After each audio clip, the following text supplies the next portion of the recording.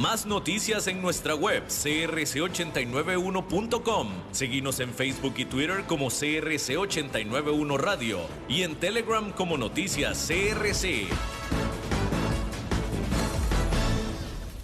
CRC 89.1 Radio y Cadena Radial Costarricense no se hacen responsables por las opiniones emitidas en este programa. Transcomer, puesto de bolsa de comercio, presenta A las 5 con Alberto Padilla.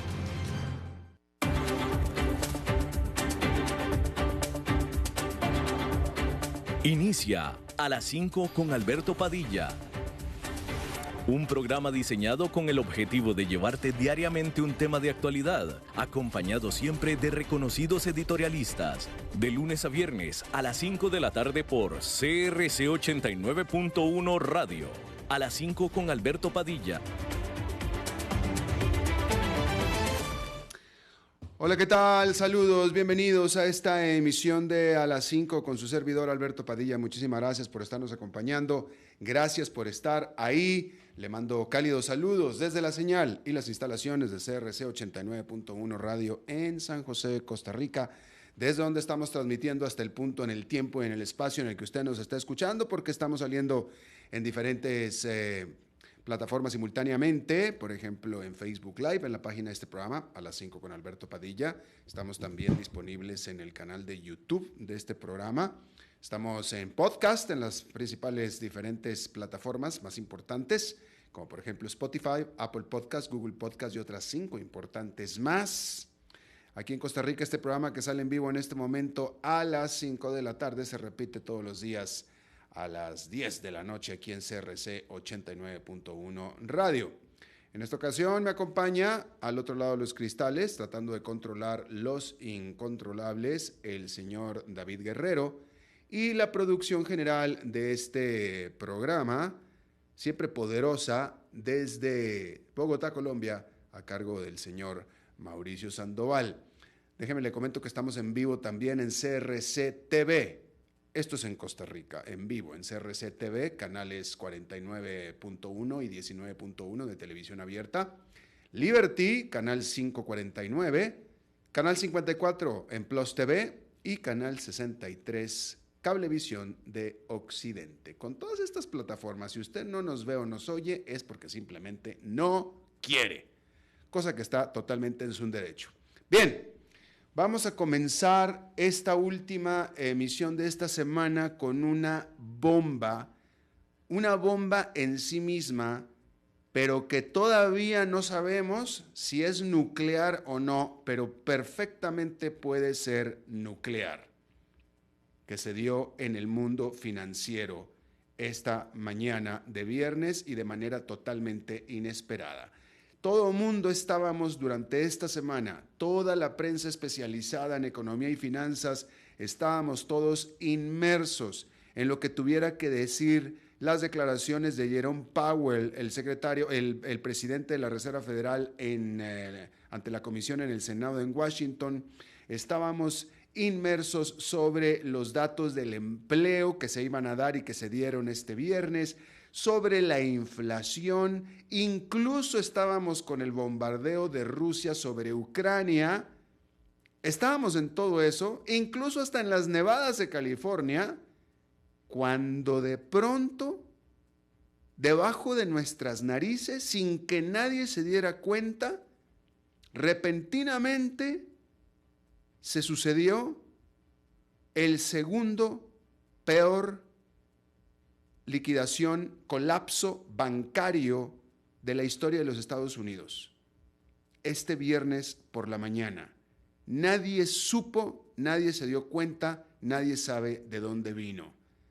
La primera noticia de que había un banco en problemas se dio el miércoles tarde por la tarde, antier por la tarde.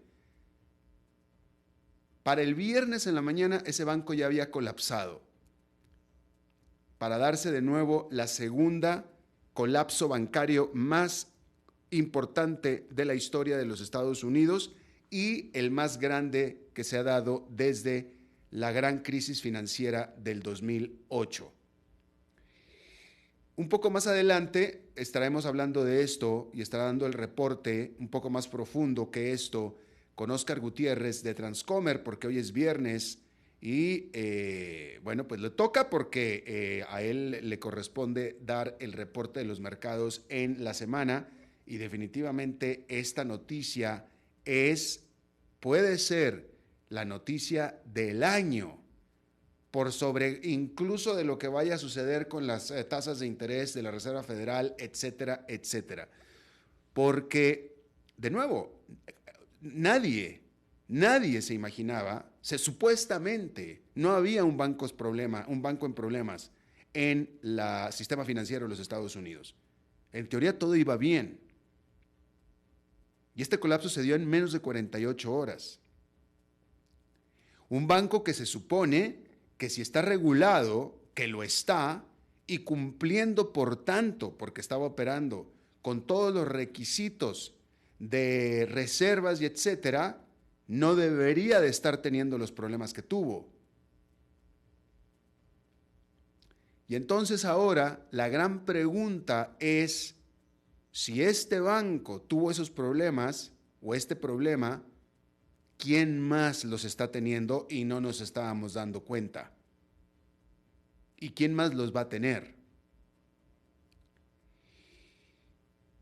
Y el hecho de que haya sido en viernes me parece que no ayuda a nada, porque bastante va a suceder entre sábado y domingo, tras bambalinas, porque son días de fin de semana, y vamos a ver cómo iniciamos el día y la semana este próximo lunes.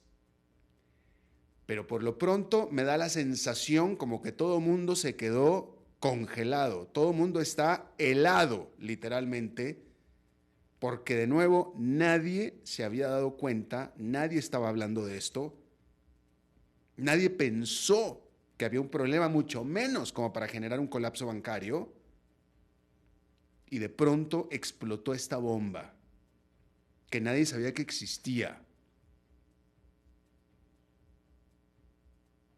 Y en este momento nadie puede saber quién más, si acaso, está teniendo las mismas características, los mismos problemas que tuvo este banco en Silicon Valley, en California. Pero podemos estar potencialmente en una situación muy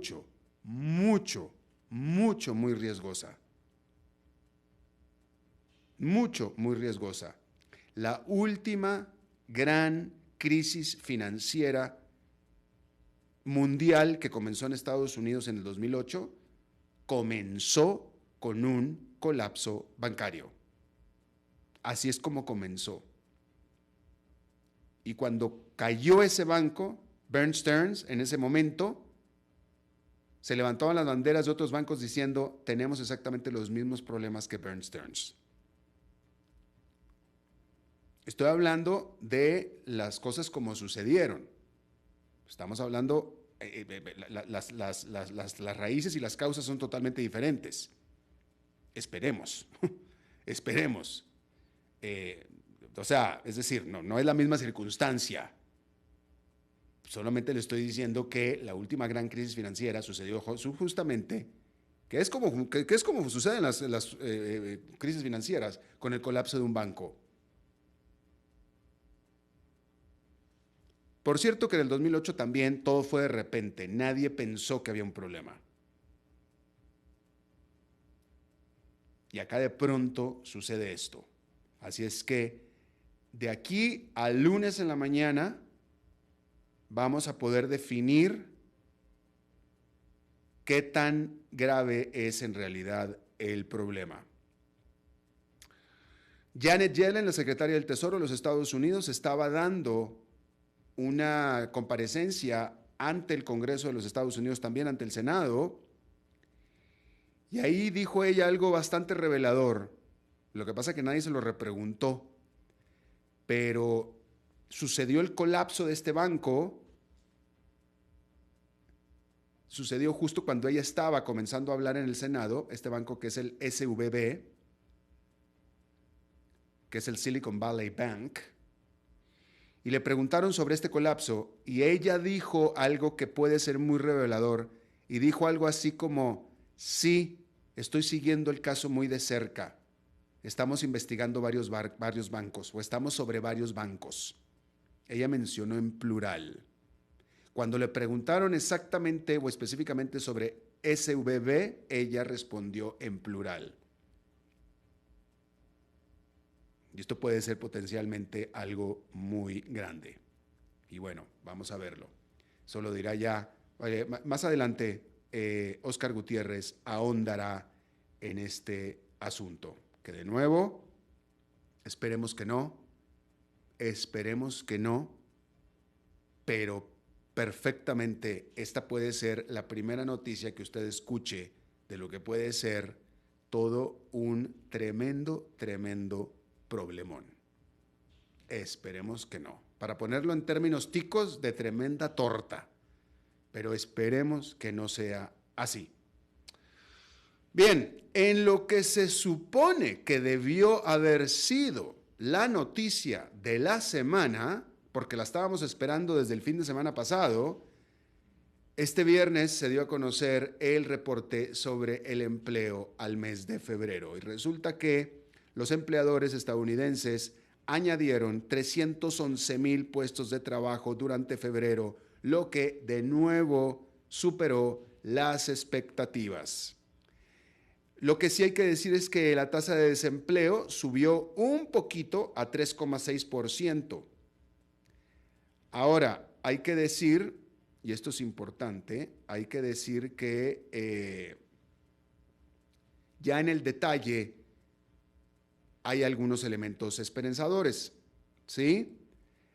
Pero por lo pronto, esta sorprendente, asombrosa fortaleza del mercado laboral de los Estados Unidos no muestra señales de debilidad. ¿Podríamos decir que muestra señales de desaceleración? Sí, pero señales de debilidad no. Y la Reserva Federal lo que está esperando es una señal de debilidad. Y falta todavía para eso. Entonces le decía yo que estas cifras que se liberaron este viernes en la mañana revelan que la economía de los Estados Unidos añadió 310,000 nuevos trabajos durante el mes de febrero comparado con las expectativas de 200,000, 50% más, nada más. Y estas cifras, por supuesto, se añaden a los casi 25 millones de trabajos que se han creado desde los despidos masivos cuando apenas estaba comenzando la pandemia del COVID-19 hace 3 años. Y por supuesto, para el Banco Central esto es un jaquecón, un tremendo dolor de cabeza, porque sin debilitamiento en el mercado laboral, con todos los estadounidenses que quieren trabajar trabajando y demandando incluso más trabajos de los que los estadounidenses quieren ocupar, es muy difícil combatir la inflación. Esta es la peor pesadilla para un banquero central. Sin embargo, como decíamos, cuando nos metemos al detalle de esta macrocifra, hay algunas buenas noticias, porque los salarios aumentaron un marginal 0,2% durante febrero respecto a enero, sugiriendo que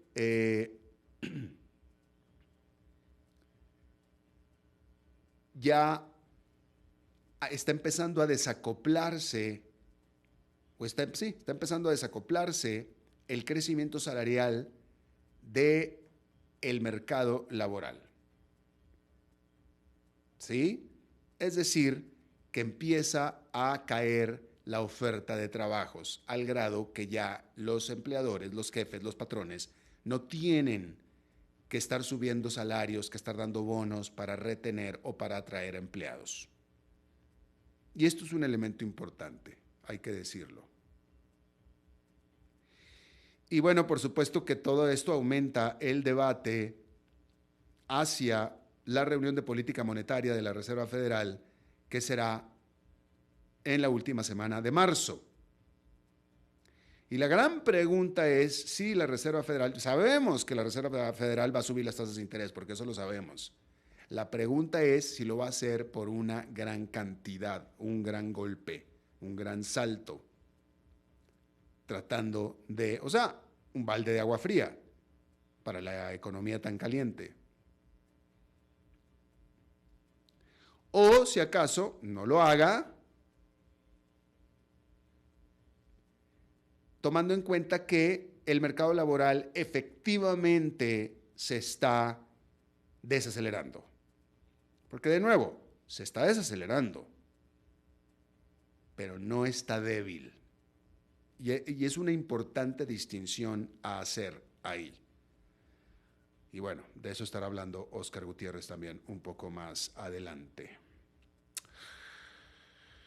Y bueno, hay que decir que Meta, la empresa matriz de Facebook, está, según reportes, planeando otra vez una grande despido de sus empleados, en esta ocasión por un 13% de su fuerza laboral, que es un recorte bastante sustancial, que es igual a la proporción que sacó en el 2022, porque este es el segundo, sería el segundo gran recorte también de 13% que haría Meta, de acuerdo a esto a lo que reporta el Wall Street Journal,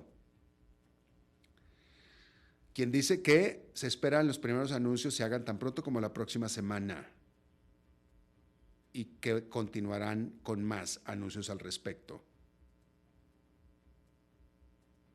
Hay que decir que Meta ha reportado caída en sus ingresos en cada uno de los últimos 3 trimestres.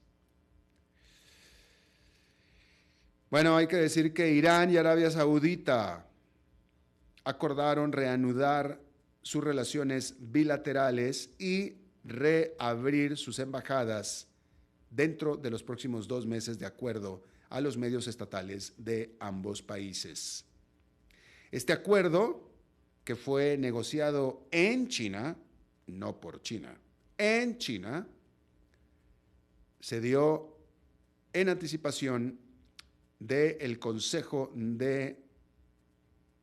de Seguridad Suprema Nacional de Irán, que se reunirá con su contraparte saudí.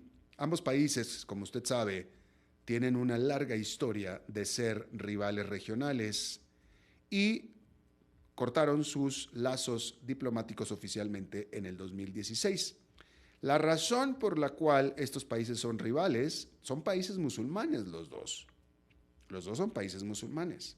Lo que pasa que uno es chiita y el otro es suní. Y la mejor manera en la que podemos definir o explicar la mejor manera, y le pido disculpas a mis compañeros y hermanos musulmanes que pudieran estar escuchando, comprenderán que no es área de mi experiencia, pero para poderlo relativizar y ponerlo sencillo, pues digamos que la diferencia entre los musulmanes chiitas y los musulmanes sunís es la diferencia que habría entre los católicos y los cristianos. Más o menos, así, ¿no? Todos son religiosos, todos son creyentes, pero de diferente rama, vamos a decirlo así.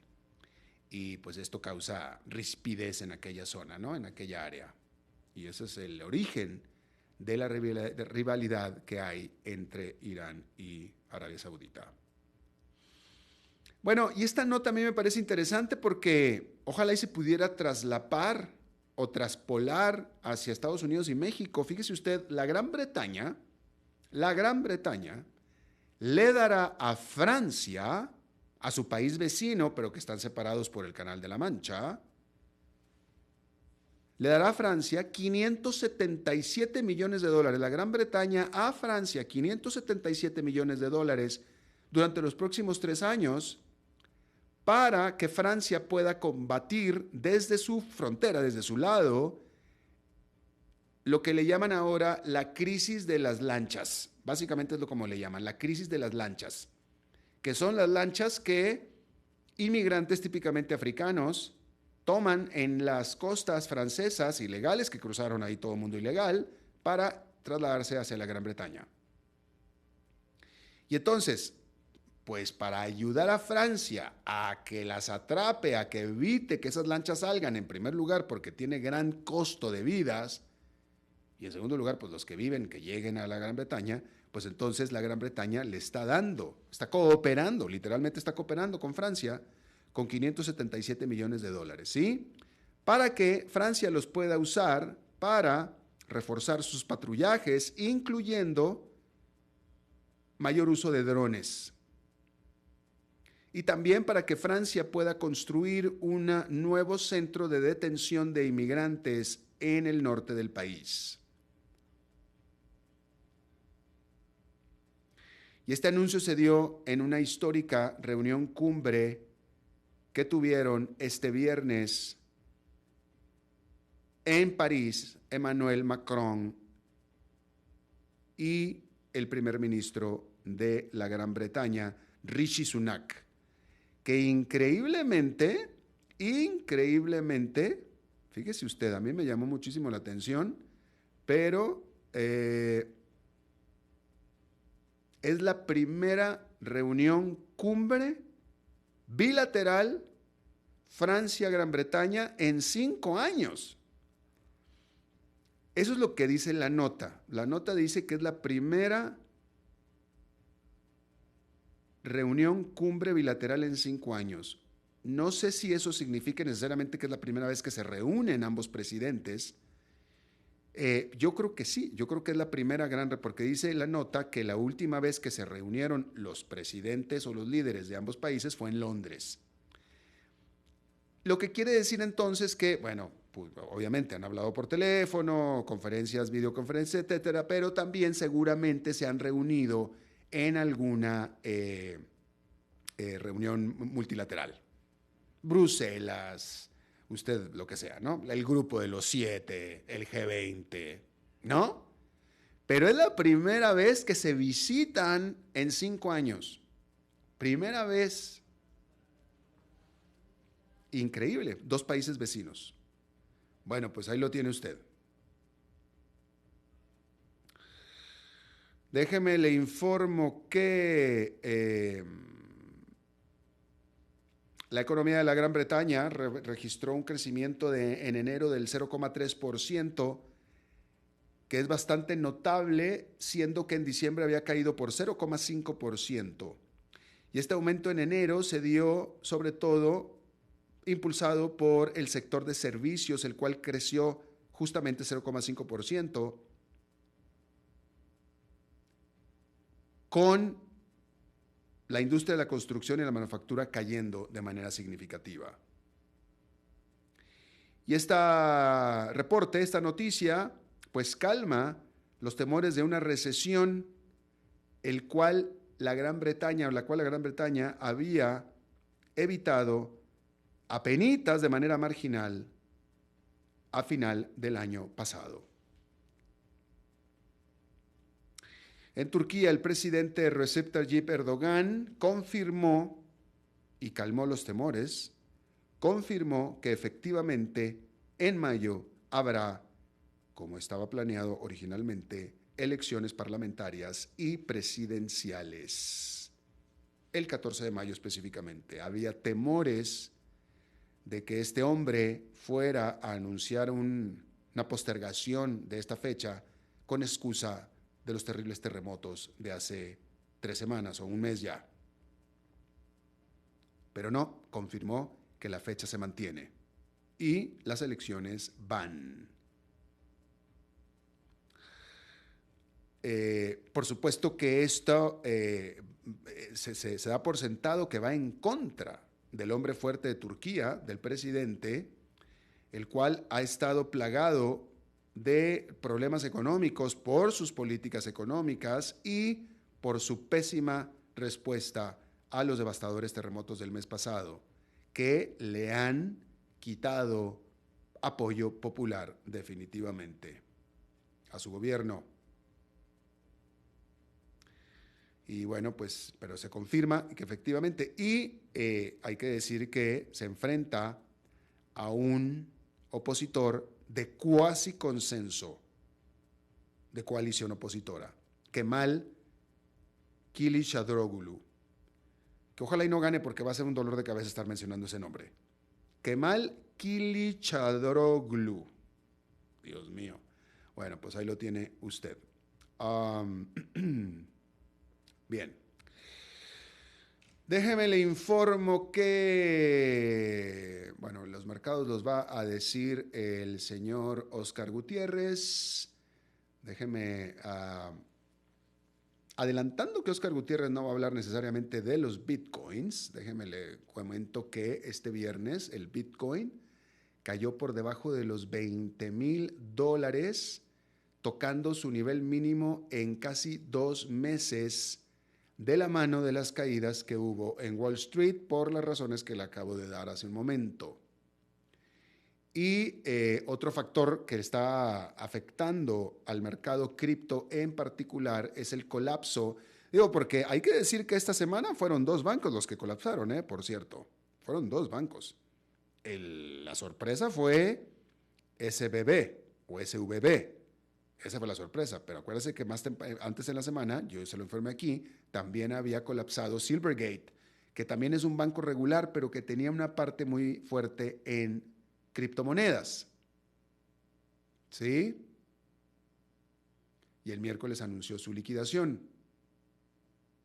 Y bueno, hay que decir que del mercado de Bitcoin salieron $70,000 millones en 24 horas, en las que el Bitcoin cayó un 8%. Un gran caída del Bitcoin. Digo, por si usted estaba pensando entrar a comprar Bitcoin. Ahí se lo pongo yo a usted, por si le parece atractiva la ecuación. Bien. Cambiando de tema completamente cambiando de tema, en una noticia que es totalmente irrelevante, pero que sin embargo me parece notable, y notable para contársela. Hay que decirle que la aerolínea bandera del chavismo, que ni siquiera voy a decir aerolínea bandera de Venezuela, es la aerolínea bandera del chavismo, Conviasa, anunció con bombo y platillo su nueva ruta internacional. Porque Venezuela, el chavismo, Nicolás Maduro tiene una línea aérea y aparentemente en expansión, y Conviasa anunció de nuevo su nueva ruta internacional. ¿Usted sabe a dónde? Déjeme le digo primero, fíjese, antes de que le diga dónde, déjeme le digo a dónde vuela Conviasa. A ver si se lo puedo, ok. Bueno, Conviasa, esta aerolínea del chavismo, tiene por característica volar a destinos bastante curiosos, sui generis, únicos ciertamente, ¿no? Entonces, en el pasado Conviasa ha operado vuelos entre Caracas y Moscú, entre Caracas y Belgrado, entre Caracas y Lagos, Nigeria, y también en Guangzhou. Y bueno, ahora a partir de marzo, según el website de Conviasa, operará 7 rutas internacionales. Volará de nuevo a Rusia, o sea, a Moscú, a San Vicente y las Granadinas, a México, específicamente al aeropuerto de López Obrador, a Nicaragua y a Perú. ¿Ok? Pero el vuelo que está anunciando con bombos y platillos es a nada menos que a Damasco, Siria. Ajá, a Damasco, Siria. Aparentemente hay muchos sirios que quieren volar a Venezuela y muchos venezolanos que quieren volar a Damasco. Que usted sabe, y usted y yo sabemos, que no es cierto, que ni los sirios quieren volar a Venezuela, ni los venezolanos quieren volar a Damasco. Esto es simple y sencillamente, son vuelos literalmente políticos, vuelos de afiliación política. Conviasa hasta hace poco volaba a Teherán, Irán, la capital de Irán. Como, obviamente, vuelos subsidiados. Nadie vuela entre Caracas y Teherán, nadie, mucho menos en un avión de 300 pasajeros, en una 340, mucho menos. Como si el gobierno de Nicolás Maduro tuviera tanta plata para estar subsidiando vuelos vacíos, literalmente vuelos vacíos. Entre Moscú y Venezuela, Conviasa operará 7 vuelos en marzo. 7 vuelos en marzo. Y bueno, ahí lo tiene usted. Conviasa vuela a México a 2 destinos, a México y a Cancún, al Felipe Ángeles, el que es el aeropuerto de López Obrador. A Managua, Nicaragua, Conviasa tiene 3 vuelos semanales. Y bueno, pues ahí lo tiene usted. Ahora va a volar a Damasco, Siria. Lo que sí se había informado es que con todas las restricciones que tienen los rusos, por razones conocidas, sí se había notado un aumento de turismo ruso hacia Venezuela. Porque hoy en día, por razones obvias, los rusos no son demasiado bienvenidos a Europa. Los rusos eran muy asiduos de las playas del Mediterráneo, pero pues ahora ya es un poco más difícil, en primer lugar porque no hay ni vuelos, y sí se había informado que pues entonces no les quedaba mucha más opción más que volar a Cuba o a Venezuela. Así es que ahí lo tiene usted. Que por cierto, a la gran pregunta de si acaso Venezuela es un país barato en dólares, todas las indicaciones son de que no lo es para nada. Fíjese, le pongo aquí esto no es al turismo, esto es para los venezolanos, ¿no? Pero antes, cuando el dólar estaba prohibido en Venezuela, que fue la última vez que yo fui a Venezuela, que fue hace 5 años, no había ventas de automóviles nuevos en Venezuela. No había, punto. No había, era imposible. Las concesionarias estaban cerradas. Yo pasé por ahí, estaban cerradas. Hoy, que ya se acepta de facto el dólar, ya se venden de nuevo automóviles nuevos en Venezuela. A continuación, de acuerdo a lo que me manda un amigo venezolano, que él ya emigró, ya está en Madrid, pero que estuvo un mes en Venezuela visitando, él es exbanquero, ¿sí? Le voy a dar los nombres de algunos automóviles nuevos y su valor en Venezuela y usted los comparará con los del mismo automóvil en su país, ¿ok? ¿Sí? Entonces, un Toyota Corolla Cross en Venezuela nuevo de agencia vale $56,000. Hay que decir que el Corolla es de los modelos pequeñitos de Toyota.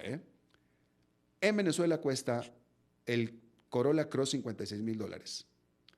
El Yaris es Nissan, ¿no? David,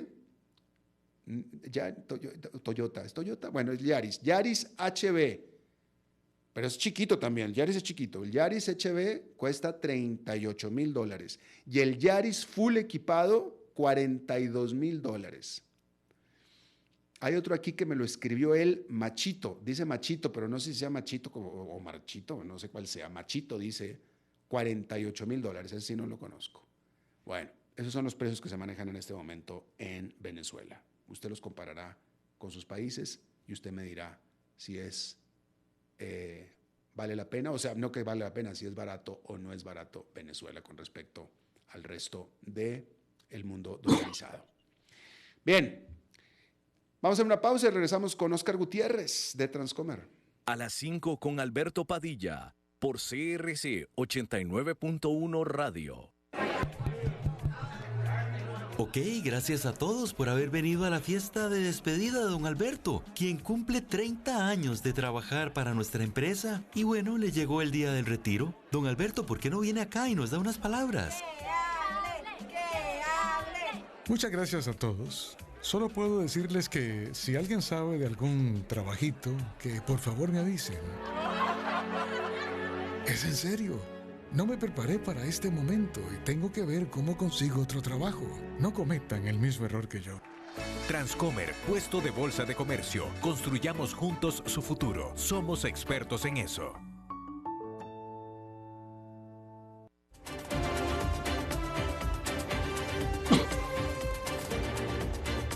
Seguimos escuchando a las 5 con Alberto Padilla.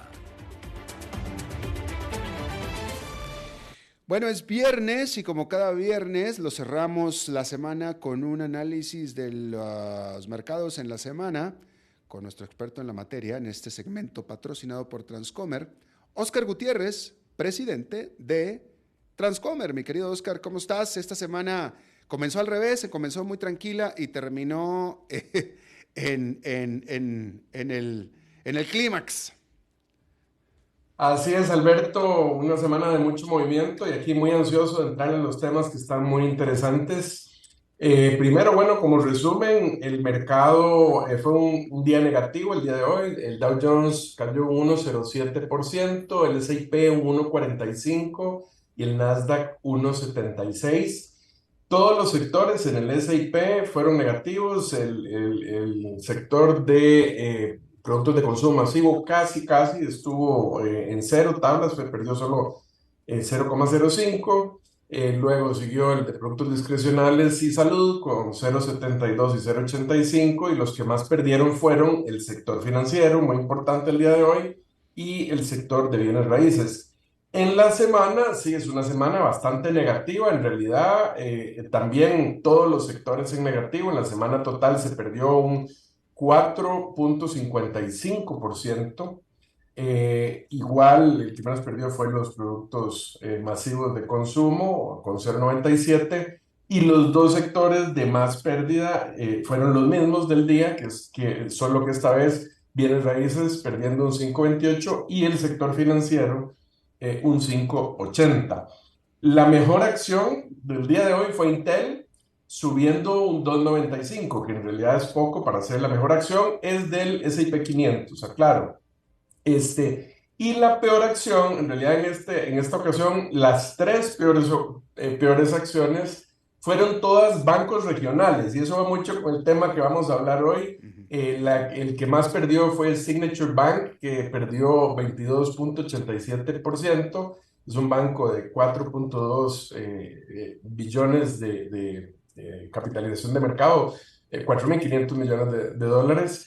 El First Republic perdió 14,84%, también otro banco regional con capital de mercado de 15.500 millones de dólares. Y uno que, bueno, sorprende que haya bajado un poco. Voy a investigar un poco más este caso en particular, que es Charles Schwab, que perdió también 11,69%, y es, bueno, una firma muy grande que maneja muchas transacciones en bolsa y que tiene una capitalización de mercado de 110.000 millones de dólares.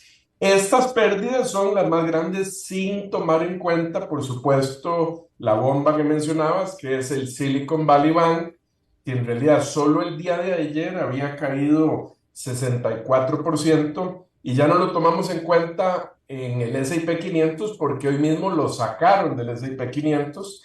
Hoy al inicio del día estaba en la sesión, antes de entrar a mercado, ya había perdido un 60% y sencillamente ni siquiera se permitió transar el día de hoy, pero hubiese sido, bueno, un 60% adicional.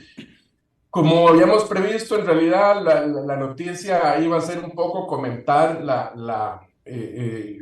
aparición que tuvo el señor Powell el martes en el comité del Senado sobre banca y en el comité de la Casa de Representantes sobre servicios financieros, que sí hubo algún movimiento, podemos comentar ahora al final, pero la gran noticia fue la caída y el cierre final del Silicon Valley Bank, que como ya lo mencionaste, la historia empezó el miércoles en la tarde. Tal vez antes de explicar qué pasó, quisiera hacer una pequeña reseña de qué es el Silicon Valley Bank para que entendamos un poco más la relevancia de este asunto. Bueno, es un banco regional, tiene 40 años de existir, no es un banco nuevo, es el 16º banco más grande de Estados Unidos, o lo era hasta hoy. Era un banco que había impulsado muchísimo empresas de innovación, startups, de salud también, y entonces muy utilizado por fondos de capital de riesgo, bueno, parte del S&P 500, participaba mucho en cripto, era un banco en el que muchas empresas relacionadas con cripto se apoyaban. Para que tenga una idea, tenía el 25.9% de participación del mercado de depósitos en California, me parece. No, en Silicon Valley, perdón, me corrijo.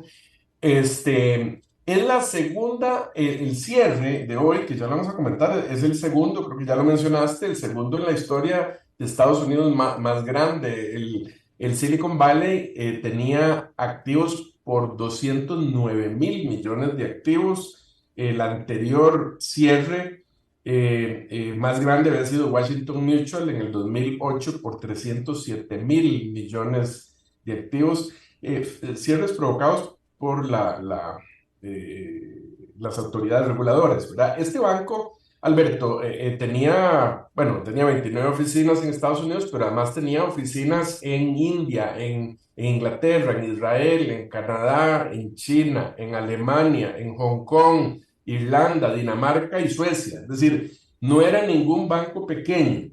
Tenía en depósitos 175.000 millones de dólares, un patrimonio de 16.000 millones de dólares, más de 8.500 empleados.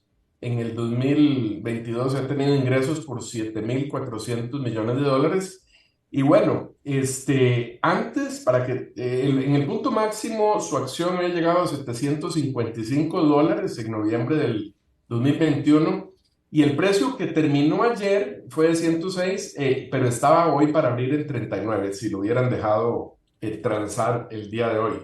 Bueno, ¿y qué fue lo que pasó? En esencia, el miércoles en la tarde sacan una noticia de que se vieron forzados a vender un grupo de títulos valores, bonos, principalmente por un valor nominal, me parece cerca de 21.000 millones de dólares, que tuvieron que vender con una pérdida de 1.800 millones. Y esto, digamos, sí tiene alguna relación con todo el tema de tasas de interés y la Reserva Federal y todo, porque lo que sucede aquí, Alberto, es que estos bancos regionales les permiten tener parte de su cartera, digamos, al valor nominal de inversión, digamos, de estos bonos, que si fueron comprados o invertidos cuando las tasas de interés estaban antes o hace ya más de un año casi en cero, ¿verdad? Si los bonos estaban a 1%, 2%, conforme van subiendo las tasas de interés, el precio de estos bonos empieza a caer y empieza a caer. Lo que sucede es que la regulación les permite no hacer lo que se llama mark to market, que es ajustar el precio de los bonos conforme va cambiando el valor de mercado, sino hasta el momento en que tengan que realizarlos, o sea, el momento en que los vendan. Entonces, en el momento en que tienen que vender estos bonos, y esto se produjo básicamente porque desde hace semanas habían venido bajando los depósitos en este banco, en una que tenía como principales clientes industria, como ya mencionamos, de innovación y todas estas industrias que han tenido algunas dificultades, han venido sacando dineros. En parte, las mismas tasas de interés altas han provocado que muchos clientes digan, no, mejor saco los dineros de la cuenta donde no están ganando nada o prácticamente nada y compro bonos del tesoro. Entonces habían venido dándose un drenaje de fondos hasta el punto que para mejorar la liquidez, el banco se ve necesitado de vender estos bonos y entonces declara esta pérdida. Para mí, lo que provoca, digamos, una caída importante y un pánico no es la pérdida en sí, sino la señal de decir, bueno, si esta gente está vendiendo estos bonos es porque no tiene liquidez, porque si no, no estarían realizando esto, hubieran hecho el movimiento con más calma, y entonces esto provoca primero una caída muy fuerte en las acciones. El jueves empieza a caer fuertemente las acciones y empieza a darse una salida muy fuerte de fondos. Y aquí yo creo que en las próximas semanas vamos a ver, porque yo estoy viendo algunos analistas, algunos reportes de que fueron ciertos fondos de venture capital, de capital de riesgo, que como operaban con el Silicon Valley Bank, anunciaron a sus empresas en donde ellos habían invertido, estos fondos de capital de riesgo, anuncian a sus empresas en donde ellos tienen sus acciones y son participantes, que tienen las cuentas en el Silicon Valley Bank y les dicen, saquen el dinero, sáquenlo lo más rápido posible. Y entonces vamos a ver qué terminan diciendo en los próximos días los analistas, o eventualmente habría que ver si esto puede tener alguna consecuencia legal para estos fondos de haber provocado de alguna manera la salida masiva de fondos.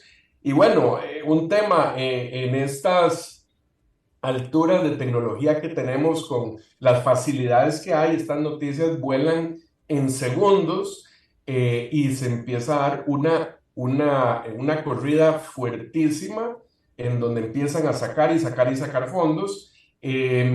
Habían anunciado con la venta y con la pérdida al mismo tiempo de estos bonos, que iban a levantar capital para sustituir, para reponer, digamos, esa pérdida. No lograron colocar ningún capital. Hoy en la mañana, después surgió, incluso antes de que empezara a transarse acciones en bolsa, que ya incluso habían desistido de levantar capital y más bien estaban buscando aceleradamente tratar de vender el banco, y que estaban durante el día tratando de hacer esto. Y pues sorpresivamente, alrededor de mediodía, se termina reportando que los reguladores deciden cerrar el banco y deciden crear un banco receptor a través de, en inglés, el Federal Deposit Insurance Corporation, la Corporación Federal de Seguro de Depósitos. Crearon un vehículo, un banco que se llama Deposit Insurance National Bank of Santa Clara. Lo crearon específicamente para cerrar el Silicon Valley, ordenarle que traslade todos los fondos, sobre todo los fondos asegurados, a la Corporación Federal de Seguros de Depósitos, y de esta manera garantizarle a los depositantes que para el lunes mismo, este lunes que viene, ya pueden retirar los fondos hasta los montos asegurados. A mí me sorprende increíblemente la velocidad con la que esto ha pasado, ¿verdad? O sea, yo no sé cómo han logrado hacer todos estos movimientos tan rápidos. Yo me puedo imaginar los ejecutivos en la mañana del día de hoy tratando de negociar con los reguladores: deme tiempo que ya casi tengo el banco vendido, ¿verdad? Y no me haga esto, porque o sea, es un colapso de una entidad de $200 mil millones de activos y $16 mil millones de capital, que, como lo dijiste antes, es increíble en 48 horas lo que sucede. Ahora, esto va a tener para mí consecuencias importantes, porque se asegura el lunes que van a poder retirarse hasta los fondos asegurados. Pero incluso, bueno, mencionaron que esperarían poder dar un adelanto de lo que llaman dividendos para los fondos no asegurados, pero lo que sigue aquí es una liquidación del banco, una venta de sus activos para el final poder repartirle a los tenedores de depósitos, y ver cuánto recuperan. Lo que pasa, y donde ya se está viendo que esto tiene un efecto es que, bueno, hay miles o cientos de compañías cuya planilla depende de los fondos que tienen en este banco, al ser un banco tan grande que está bloqueándose los recursos. Por ejemplo, ahorita estaba viendo ya fuera de horas que otras empresas que cotizan en bolsa, como Roku, por ejemplo, ya mandó un reporte a la SEC diciendo que el 26% de todo su efectivo lo tiene en Silicon Valley y eso los obligan a reportar esto. Bueno, ya las acciones bajaron fuera del mercado como 3,5%. Otras dos que vi, pero no tengo los detalles, es SoFi y Roblox, que esas son solo empresas que también están en bolsa, pero hay miles de empresas que no están en bolsa, startups pequeños que dependen de poder acceder a estos recursos para poder pagar sus planillas y seguir operando. Entonces esto va a tener repercusiones, como mencioné hace un rato, hay otros bancos regionales que ya vieron afectadas sus acciones fuertemente y habrá que ver hasta dónde llega el contagio. Yo he oído bueno, comentarios de diversos analistas y algunos dicen, bueno, no, la situación del Silicon Valley es diferente porque tenían un exceso de fondos en este tipo de bonos. Hay otros que tienen la cartera diferente, que tienen carteras más líquidas, que no necesariamente tienen este problema. Y por supuesto salieron otro montón de personas culpando a Jerome Powell. Ahora a Jerome Powell lo culpan de todo lo malo que pasa en la economía. Pero bueno, vamos a ver. Para peores esto sucede en un viernes.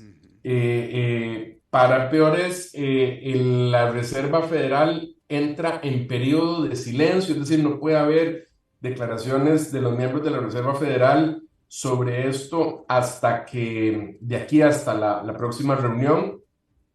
Y bueno, se ven cambios importantes.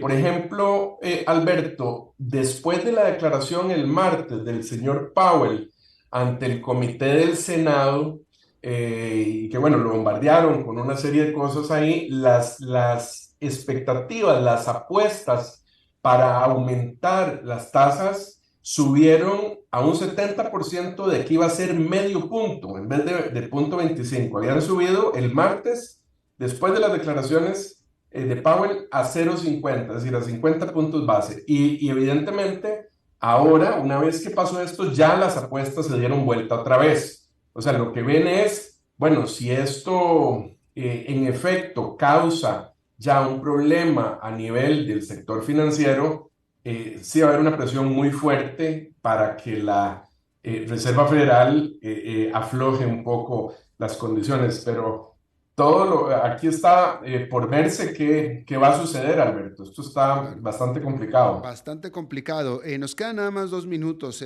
Oscar, pero nada más para cerrar, para hablar sobre lo del banco. Como tú lo estabas diciendo, Roku, Roblox y otras empresas más tienen ahí sus fondos, pero lo que hay que especificar, el banco liquidó porque no tiene plata, hubo una corrida, no tiene plata. Lo que el gobierno garantiza que los clientes del banco, como Roku, etcétera, van a tener disponibilidad en sus cuentas es el dinero que tenían asegurado, y el único dinero que tenían asegurado son hasta $250,000, nada más, que eso los va a dar el gobierno federal, pero nada más 250,000. Entonces, si Roku tenía ahí, es decir, dependiendo de qué tanta plata tenía ahí Roku y Roblox y las demás, pero $250,000 puede ser absolutamente nada para ellos.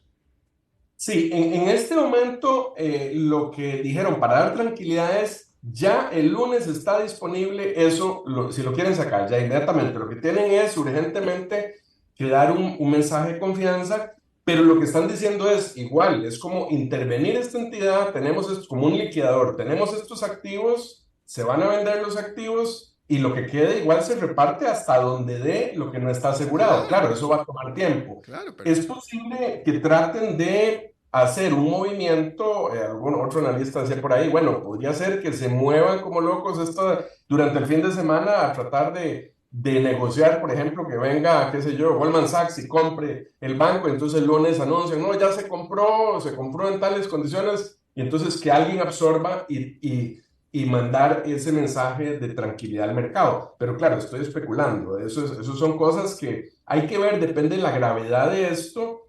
qué tan importante será que intervengan las autoridades para tratar de neutralizar esto y que no se esparza un pánico y que no se contagie en otros sectores del sector financiero. Exacto. De aquí al lunes a las 9:30 de la mañana, mi querido Oscar, se va a saber no sé si estés de acuerdo conmigo que esto puede, de aquí al lunes puede tornarse a rumbos insospechados.